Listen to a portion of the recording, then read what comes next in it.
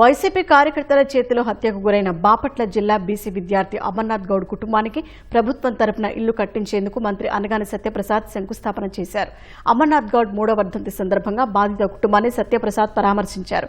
YCP బాధితులకు న్యాయం జరిగేలా చర్యలు తీసుకుంటున్నామని అనగాని తెలిపారు. పార్టీ మాకు అన్ని విధాలుగా సాయం చేస్తున్నారు. అప్పటి నుంచి నా స్టడీ మొత్తం వాళ్ళే చూసుకుంటున్నారు. ఎప్పుడు ఇల్లు కట్టించేస్తానని చెప్పి వైసీపీ ప్రభుత్వం చెప్పి అయిపోయింది, అయినా కానీ వాళ్ళు ఏం చేయలేదు. టీడీపీ ప్రభుత్వం వచ్చినాక కేసు ఓపెన్ చేశారు, ఇల్లు కట్టిస్తామని హామీ ఇచ్చింది కూడా ఇప్పుడు నెరవేరుస్తున్నారు. భువనేశ్వరి గారు నన్ను ఎన్టీఆర్ ట్రస్ట్ ద్వారా 1 year చదివించారు. తర్వాత ఇప్పటి నుంచి నా స్టడీ మొత్తం అనగాని సత్యప్రసాద్ గారు చూసుకుంటున్నారు. వైసీపీ పార్టీ వాళ్ళు పిల్లల్ని ఇట్లా ఏడిపిస్తున్నారని చెప్పడంతో ఆ పిల్లడు వాగ్దానానికి వెళ్ళాడు.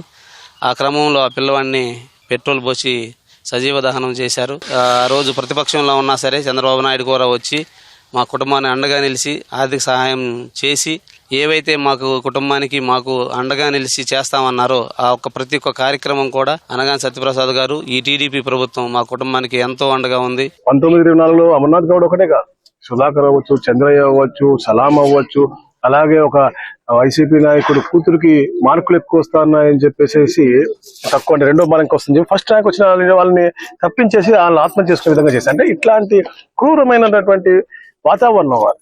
కానీ ఈ రోజు తప్పకుండా వాళ్ళని ఆదుకుంటా అని చెప్పి ఆ రోజు చంద్రబాబు నాయుడు గారు స్వయాన్ని వచ్చారు, కుటుంబాన్ని చెప్పారు, వాళ్ళకి కావాల్సినటువంటి అన్ని వసతులు కల్పించాం.